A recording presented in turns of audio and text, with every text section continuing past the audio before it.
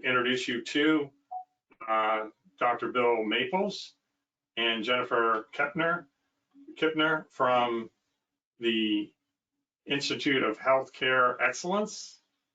And Dr. Maples is the founder, president, and CEO of the Institute for Health, a national organization supporting care redesign and cultural transformation and the delivery systems across the United States.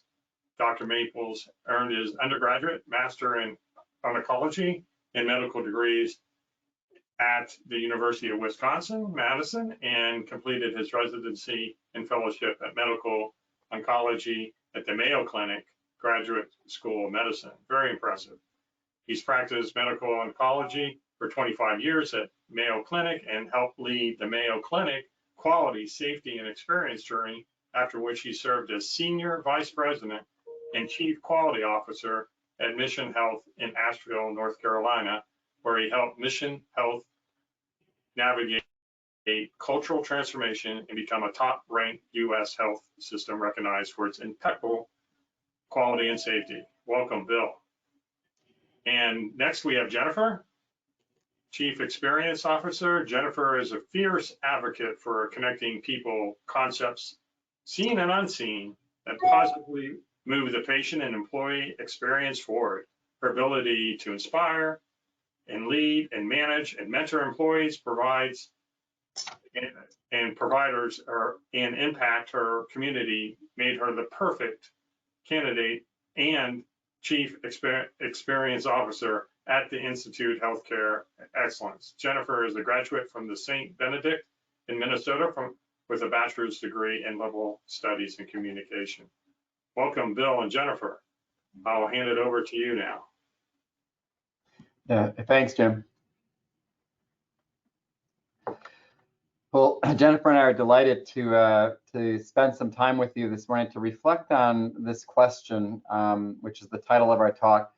What core skills are necessary to actually help your organization realize the optimal experience culture that you aspire to? And we're going to be sharing our thoughts from working in healthcare, but I believe that so many of the concepts that we're talking about extend to any type of organization that you're really striving to create that optimal culture.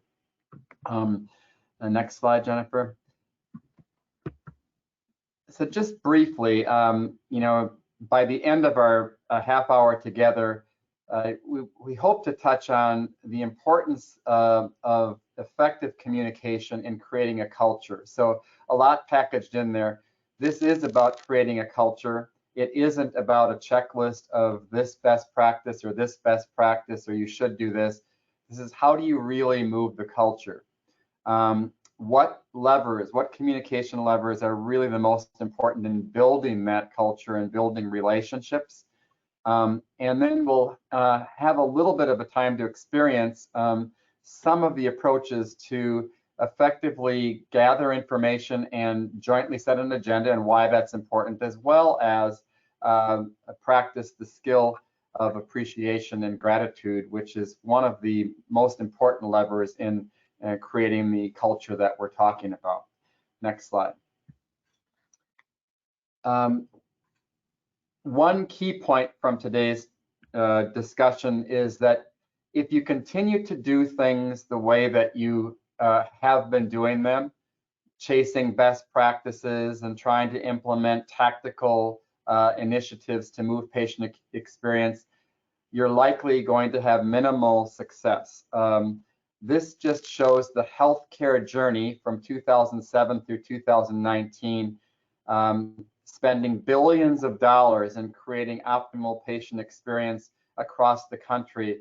And yes, we've improved, but the degree of improvement and the ability to sustain that improvement has been very, very, very less than satisfactory, and at least from my view. And so again, if we continue just to work on tactical initiatives, do this best practice, we'll likely see the same results. Next slide. We have another challenge, in particularly in healthcare, and that is the challenge of caregiver burnout. And you can see the blue line on the left side of the graph shows that the burnout actually up until mid 2000, like the 2015 time, was actually rising, and going into the coronavirus pandemic, about 40 to 45% of the healthcare team was showing up to work emotionally exhausted and some degree of burnout, higher than the normal the rest of the population. Consequences of burnout in the healthcare arena include this patient satisfaction problem. So we've got a significant weight pulling us back with this burnout, trying to create that optimal culture. And then there's a whole variety of other quality and safety measures, infections, medical errors, medication errors, and even mortality rates. Do patients leave our system alive or not, connected to this problem of burnout? I mentioned that was pre-pandemic. Next slide. The problem is even greater post-pandemic. At the present time, approximately 60% of physicians in this country are experiencing some degree of emotional exhaustion. And when we then think about nurses, it's as high as 70%, with the consequences of high turnover rates and really problems meeting the healthcare needs of our nation. So we've got that problem in terms of creating this optimal culture to think about as well. Next slide.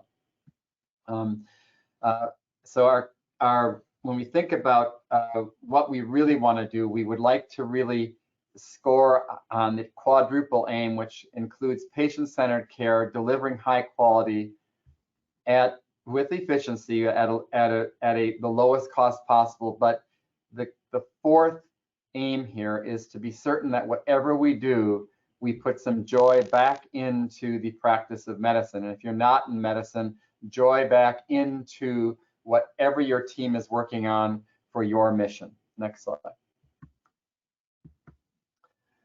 So when we think about that journey, that culture that we need to create, we know what we want to do, and every organization that we've had the privilege of working with has no problem putting up a nice chart in the boardroom of really what they want: patient safety, high quality care, patient satisfaction.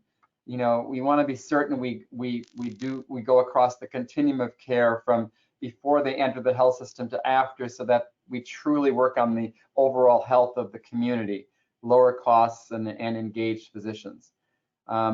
Next slide, please. We've all tried all of the things in the literature that really tell us this is what you should do to actually get to that end point on the right.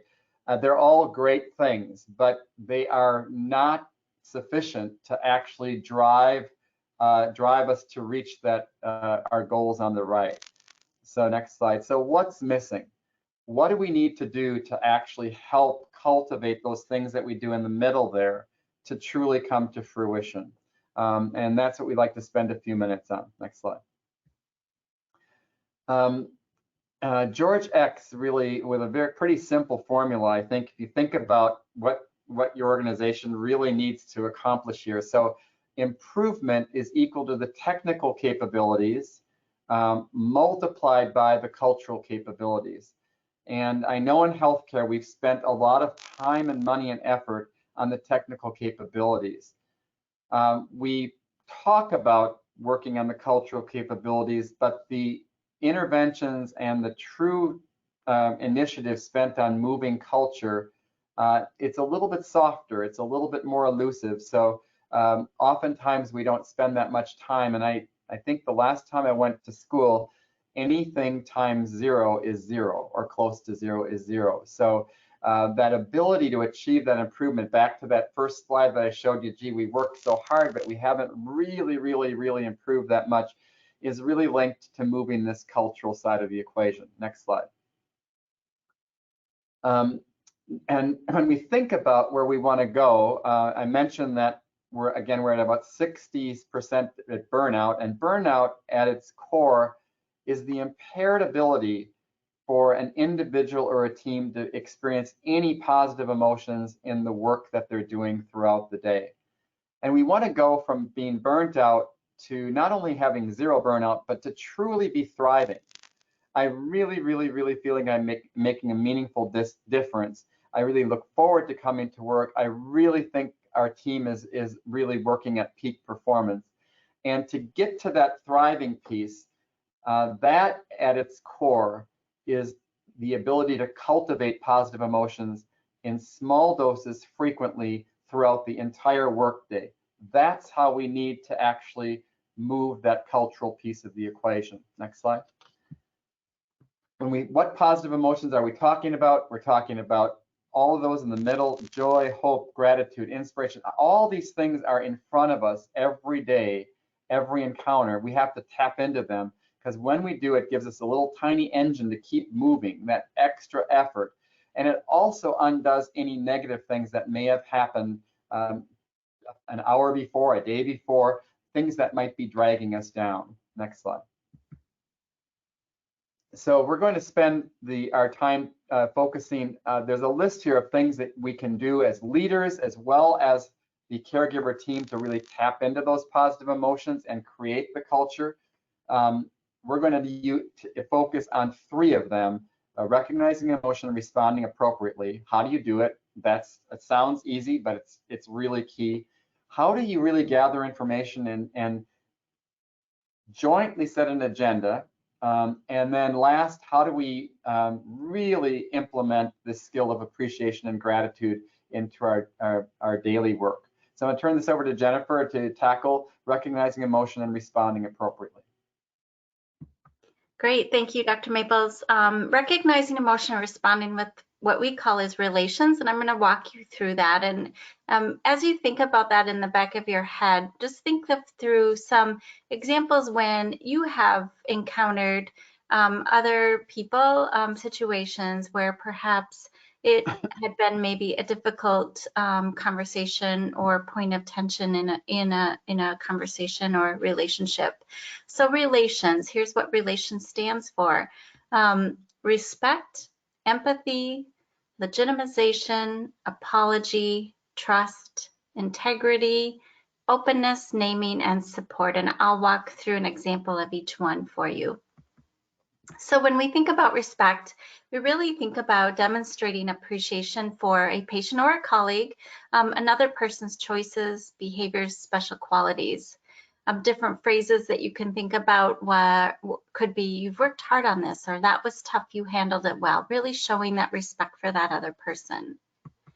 Empathy, another really truly powerful form of showing respect, can be understanding that person's feelings and being able to communicate that understanding to that person. Ways that you can show empathy are really listening reflectively, so being present and listening to that person, attempting to understand or walking a mile in that person's shoes, and then being able to express your understanding of how that person feels, stating, boy, that sounds hard, or that must be difficult for you, or let me see if I have this right, by kind of explaining or listening, reflecting back what you've heard them say. Just demonstrating that you're understanding where they're coming from. Legitimization. This is a powerful micro skill that you can use by concurring that patient's feelings or choices are appropriate, such as anyone would be confused by this situation. So you're really legitimizing what they're feeling at that moment. Apology. So taking personal responsibility and apologizing when appropriate. So perhaps saying, I'm sorry we can't get to everything today or tomorrow. Let's try to tackle this when we can. Or I'm sorry I was late, or I'm sorry this process is taking too long. Apology can go a long way in really diffusing a certain situation. Very powerful statement there. Trust. So here's another one. We must build trust to help our patients or families or colleagues feel safe and confident that we have their best interest at heart. So being authentic, being transparent, really developing that common vision and mission with your patient or colleague, such as, you and I share a common goal. We really have the best interest of whatever situation at heart here. So let's work on this together. Integrity. Integrity is more really choosing thoughts and actions based on values rather than on personal gain. Doing the right thing when no one is looking. You can count on me to follow through on that conversation, or our team commits to be transparent and truthful with one another.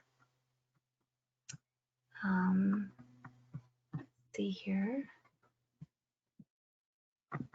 Openness. Remain open to understanding the complete story when communicating. So first, being present, and then being curious and approaching the conversation without any judgment.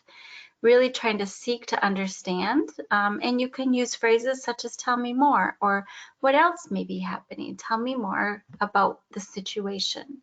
So just really being open to learning more. And then naming. Such a powerful way to really recognizing what emotion that person is feeling and then naming it. So expressing in words what you're noticing, and again, remaining that non-judgmental attitude. Allowing the other person to name the emotion by stating, I'm sensing you may be angry about this, or many people in your situation have been angry or nervous or upset about this. By naming it, that person might then say, no, I'm not angry about it. I'm really frustrated. So you're allowing them to actually name it for themselves. And it can be really powerful for them. Helps them open up and really begin the dialogue that needs to happen. And then support, offer ongoing personal support and partnership. So let's tackle this together, or I'll stick with you as long as necessary, and I'll be here when and if you need me. And when we do this, and when we have a better conversation using some of these skills, our patient or our colleague feels alliance and safety and trust. We're better and have a stronger relationship to cope with illness and stress.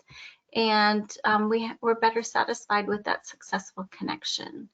And so we provide this as a framework for you, as a foundational set of tools and a language to really have the best conversation possible that you could have. And so now I'm going to ask you to get out a pen and a paper, and we're going to do a little practice here using this tool of relations by recognizing emotion and responding with this relations. And so I'd like you to think about a scenario in which relations would help you navigate a certain tension or emotion in a helpful way. So think of a time where you potentially had in the past, or potentially have in the future, a conversation where you had a difficult conversation or point of tension. Just jot down perhaps what that was. What kind of conversation did you have? I, in the past, had a conversation with two employees that were vying for a promotion, and one of them didn't get it and was upset about it, and had come to my office for a second conversation, and I knew she was going to be upset. And so I used these micro skills, knowing that she was going to come with some emotion to help me. So that was my scenario. So that's what I would write down in this box. I'm going to just give you a moment. Write down your scenario, because the next slide we're going to ask you to use the skills. So if you have your scenario, I'm going to move to the next slide. Here's a recap of the relation statements. So I have those on the left-hand side of the screen. And now what I'd like you to do is use as many relations in 2 to 3 sentences. And you can decide to use it as a text or an email, or perhaps if you're in the clinical setting, in an inbox message to diffuse whatever that situation was that we just talked about. Or it could be a letter that you'd like to send, or one that you'd like to just write down and call that person, or for that next meeting. But we'd like to also say that you can use these in written format too, not just when you're in a meeting or having a conversation. So I'm going to give you a minute or so to write down what your 2 to 3 sentence message would be to the scenario that we just talked about.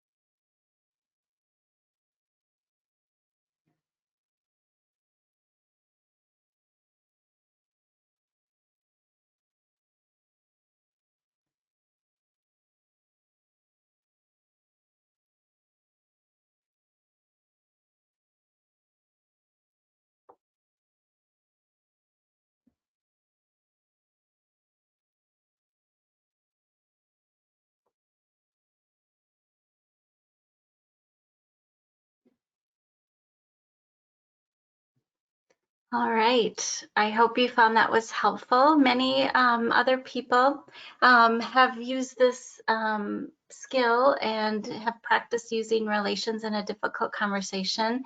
Using it really helps decrease that tension in a conversation.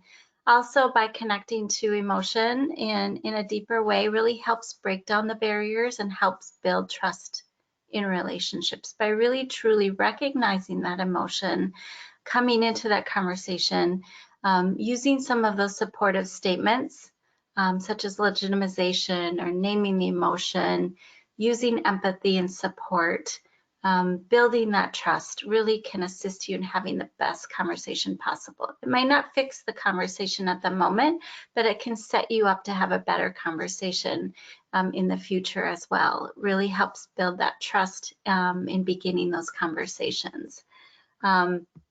So how can you practice this tomorrow?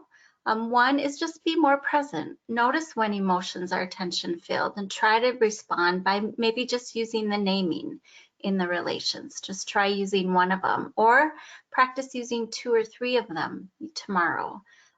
You could write down another scenario and practice using them in written form. Or you could pull a coworker aside and prepare for a conversation. Use them as practice. When we do this, when we do recognize those emotions, and when we can practice using the skill of relations, we're able to better connect to positive emotions throughout the day. When Dr. Maples said, connecting to positive emotions in small, frequent doses throughout the day, it does help us in preparing better for connecting to those positive emotions, connects better to our well-being. It helps us, better resilience. It gets us out of that negative space. And so we invite you to practice this throughout your day, and just remember that you don't have to use all of them. You can just use 1 or 2. And we really hope you enjoyed this skills practice. And I'm going to turn it back over to Dr. Maples. Thanks, Jennifer. Can you have the next slide? So I just wanted to spend just a few minutes on the power of how we gather information, and that can be in the healthcare arena to a patient, in any other situation, to a colleague, to a client. But how do we gather that information, and then couple that with how do we jointly set an agenda in terms of what we're going to do? Next slide. So when we think about this, we typically, when we are gathering information, we hear a problem, we hear a situation, and we immediately want to go to fix that situation. So one of the concepts I just want to introduce and have you kind of wrestle with today is, rather than hearing a problem and going right down the rabbit hole, the Alice in Wonderland rabbit hole there, rather think about how you're gathering that information as skipping a stone across a lake, across a body of water. But you want to skip it as many times as you want before you go down into the rabbit hole. At some point, you'll want to get more information in detail, but hold back and let the person that you're having the conversation with talk and really share what is on his or her mind, what things really they would like to really talk about. It will really open the conversation and really help everybody use time efficiently. Next slide. Once you actually get the whole list on the table, and everybody's concerned that'll take a long time, that's been studied. If you just really don't interrupt and let people share what they're concerned about, they on average finish within 1 minute and rarely go over 3 minutes. But once you have that information, then what do you do with it? And another concept I just want to leave you with today is to think about changing the way that you approach that next part of the conversation. We often hear, this is what's bothering me about this, this, or this, and we go right into that, again, that fix-it mode when we're trying to fix all of the problems, and we don't pause and say, well, out of all of those things, what matters to you? What's most important to you? So shifting from what's the matter with you to what matters to you, and really allowing that part of the conversation to be flushed out will have significant benefit in creating the sense of trust and relationship. Next slide. When you do these two skills together, you really open the space for listening. Remember, I mentioned you're gathering that list and skipping the stone without interrupting. You're building trust. The person across you actually says, gee, this person cares about me, cares what I really have to say. It allows everybody's voice to be heard and valued. And in the end, everybody's worried that's going to take too long, but you actually are more efficient when you prioritize what matters most. And most importantly, when you do that, you have somebody that is bought in to whatever the recommendations are going to be. They're likely to follow through and be a partner on the team more. All of these things listed on the slide, listening, trust, feeling heard, taps into those positive emotions in small doses frequently if you really approach your conversations in this manner. So a couple concepts just on how do we really gather information and jointly set the agenda. I'm going to turn this back to Jennifer to take us into our last skill. Thank you. So our last skill is a gratitude and appreciation, a powerful, powerful skill. And we're going to walk through and have some more questions for you and an activity. So think of a time when you noticed something good happened. And I'd like you to go a little bit deeper and think about what was your role in making that happen? And then what positive emotion did you experience? And so here's an example. We're going to walk through an activity called 3 Good Things. And here's an example. One person wrote down, so what did they notice that went well today? They wrote down, my 5-year-old swam across the pool at the YMCA without any floaties for the first time. So what was your role in making that happen? They actively supported their child in that activity. And the positive emotion that they felt was pride. Another one was watching the sunset. They took time out of their schedule and they felt awe. The other one, just simple, making their wife laugh so hard her eyes watered. Their role was making their wife laugh, and then amusement. So not large, big things that they had to notice, but just small, it could be small everyday things. So with your pen and paper again, I'd like you to think about over the last 24, 48 hours, 3 good things that happened. And I have the positive emotions listed at the bottom of the screen. So amusement, awe, gratitude, inspiration, interest, joy, hope, love, pride, and serenity. You think about what went well, what was your role, and then a positive emotion that happened. If you want to just jot down 1, 2, or 3 things, we'll just give you a few moments to do that. Thinking back about what went well, anything you noticed, appreciation or gratitude for things that happened in the last day or so.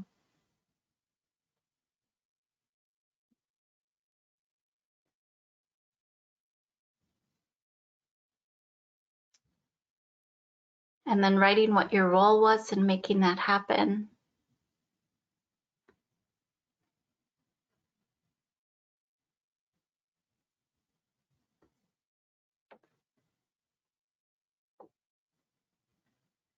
And then don't forget to notice what positive emotion that you felt during that good thing.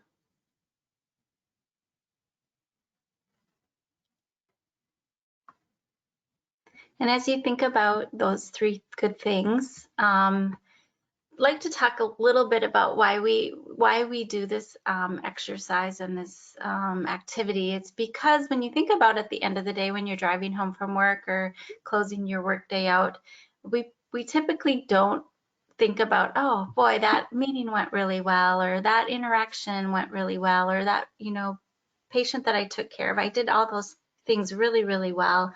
We're really hardwired to remember the negative things, right? We think about the things that didn't go well. So having this practice of 3 good things help us to really rewire our thought processes of how to think about the things that did go well. We'd like you to practice this 2 hours before you go to sleep, because we have a better enhanced recall of material during the last wakeful hours. So as we think about practicing this for the next 7 days, we'd like you to do this before bed. And then also you'll notice that maybe it's difficult to think about 3 good things. Maybe 1 is easier than 3. But with practice, by day 4 or 5, reflecting on the positive leads to noticing more positive. So by day 4 or 5, you'll start to notice more positive things throughout your day. And you'll start to kind of undo those hardwired negative thoughts throughout the day. You'll start to be able to notice more good things that happen throughout the day. I'd like to share a study with you in the BMJ Open that Dr. Brian Sexton and Catherine Adair did on the 3 Good Things study. They did a baseline test, and then they tested it 1 month, 6 months, and 12 months later, just by doing the 3 good things for 7 days. This was done in 2019. It's been a repeated study for many years, and the impact is so impressive. So your baseline happiness, burnout, problems with work-life balance, and depression. Your happiness at baseline and at 12 months has increased and stays impacted that long. Your burnout is decreased, your problems with work-life balance decreases, and your depression decreases and stays decreased. So by just writing down 3 good things, noticing your role, attaching a positive emotion to it has a great impact. And by doing this for 7 days in a row, 1 time a week, can have this lasting impact. And so we talk about the lasting impact of gratitude on happiness. It also connects our heart and deepens our emotions. So we're able to really think a little bit differently from a positive aspect about how is what I'm doing, my role in doing that, connecting to that positive emotion that we talked about. It also opens up more space for vulnerability, like what am I doing throughout my day that's really helping to connect to those positive emotions. And then it provides an expanded emphasis on giving more, that discretionary effort that impact of gratitude and appreciation has on ourselves and on others. So what will you do tomorrow? Would you join us in beginning your 7-day 3 good things practice? Can you invite your team, your family, your friends to join you? And notice how being present and open to the positive aspects of your life can impact your well-being. We really hope that you can find this practice fun and enjoyable, and really see the benefits of connecting to those positive emotions by this practice of 3 good things. Would you like to add anything, Dr. Maples, before I turn it back to you? No, I think we're good. Okay. So just in closing here, we had a chance to introduce at least the initial introduction to connecting with relations. Had a brief discussion about how we gather information and jointly set an agenda, skipping the stone and switching that conversation to what matters to you rather than what's the matter. And then last, this powerful skill of appreciation. There are other skills around this circle here that we did not touch on today, but each of those are the important critical levers when we talk about changing the culture of the organization that we work in. By pulling these levers, we will actually move that culture and fill in that question mark, what's missing, from earlier in the presentation. Next slide. These are the 6 skills that are in the center here. What we have actually demonstrated and measured are the following. Enhanced emotional intelligence. Our teamwork goes up. The teamwork culture climate goes up. Depressive symptoms decreased. Jennifer just went over some data from that, and just from the 3 good things alone. Reconnecting to purpose. Those all happen. Then we talk about connecting with patients and connecting with each other on our team. Again, in the healthcare setting, it's the patient and our team. Whatever setting you have, you truly want to connect to your team members as well as your clients. Next slide. We want to do that with safety, efficiency, and enhanced outcomes. And all of these metrics are actually moved in the right direction by actually pulling those levers, using those 6 skills effectively in the center there. And then lastly, we really want to drive compassion and empathy in ourselves as well as the entire team. That improves engagement, builds trust, and overall we leave the end of each day with a good tired rather than a bad tired. So that's the cue to answer the question, what is it that we need to do to truly drive that culture? And it sits right in front of you. Next slide. Now I know we've gone over things quickly and have you had a little bit of a taste. If you're looking to learn more, I'd like to learn more, be happy to really have further conversations with you and try to deepen the understanding of how this process actually can work. We really appreciate your time and love to answer any questions that you may have. Fantastic presentation, Dr. Maples and Jennifer. Fantastic, loved it. We have a few questions coming in. Thanks to the audience. There's one question here that says, joint agenda. Are you suggesting that this can be termed a voice of the customer?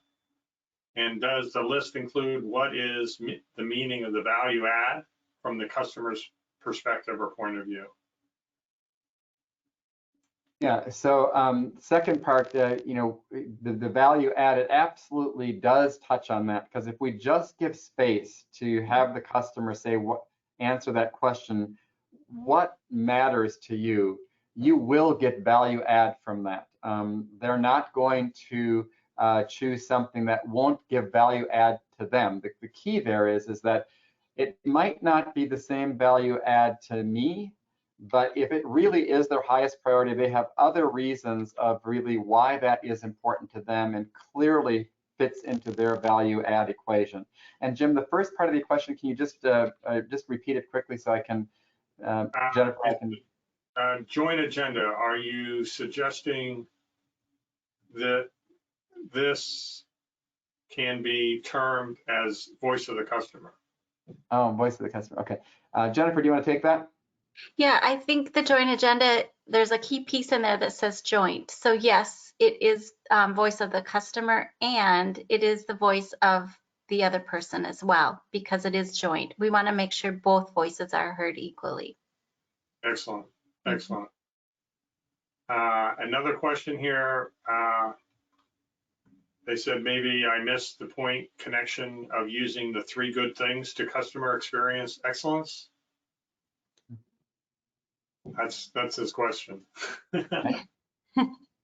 Yeah, so using the 3 good things is using the power of appreciation and gratitude. And when we do that, we tap into those positive emotions that fuels our well-being. And when we have when we experience well-being, increases our happiness, decreases our depression, gets us out of that burnout space. We're able to better connect with one another. We're able to better provide care to our patients and families.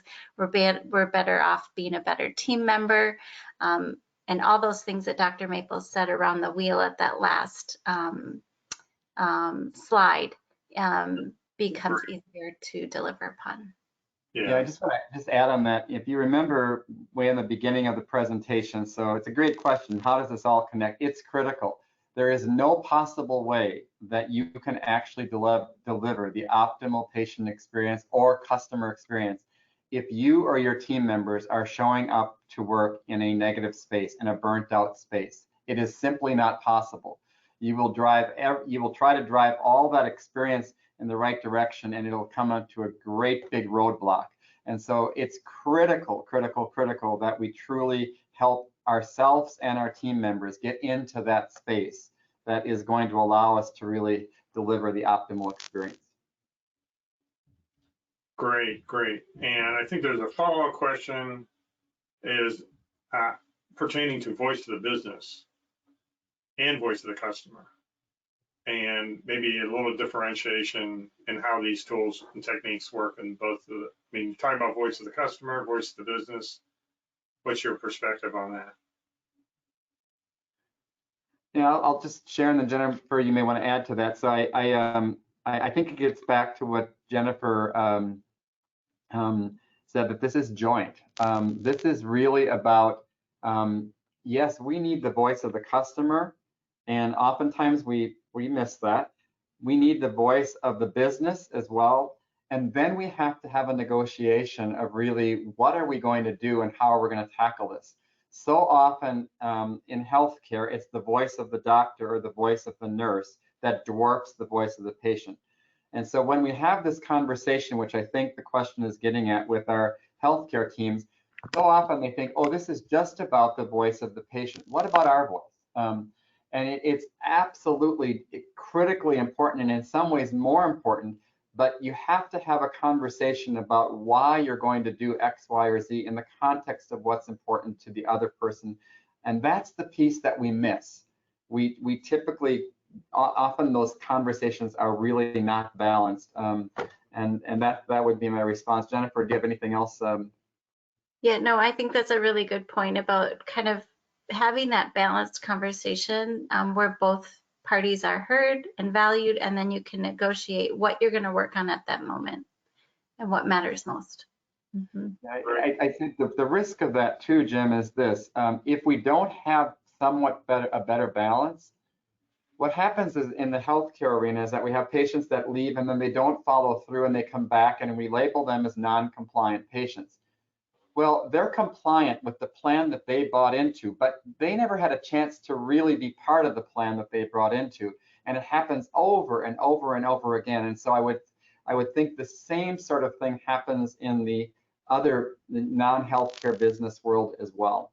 Yeah, a little bit of empathy maybe goes a little ways to put yourself in the other shoes. Sometimes we're so caught up to get our work done that we may not actually understand or take the time to understand, do they really get it and internalize it? Right. Yeah. So excellent. I think we have time for one quick question around leadership. Often assumes that physicians, nurses, and healthcare team members inherently have these skills. How do you address the situation where leadership may not be convinced that this is necessary? This is an age-old challenge.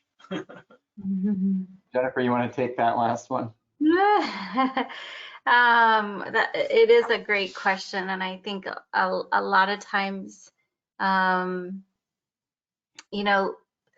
leaders assume either their team members have the skills, right? Like we think that they do, and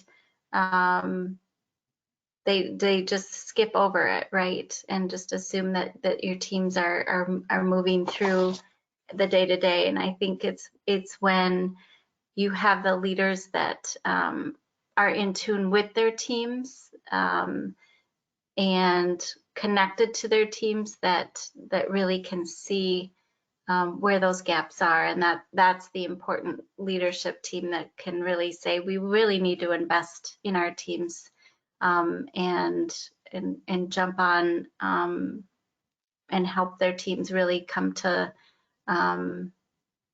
get the skills that are needed. I don't know, Dr. Maples, what would you say?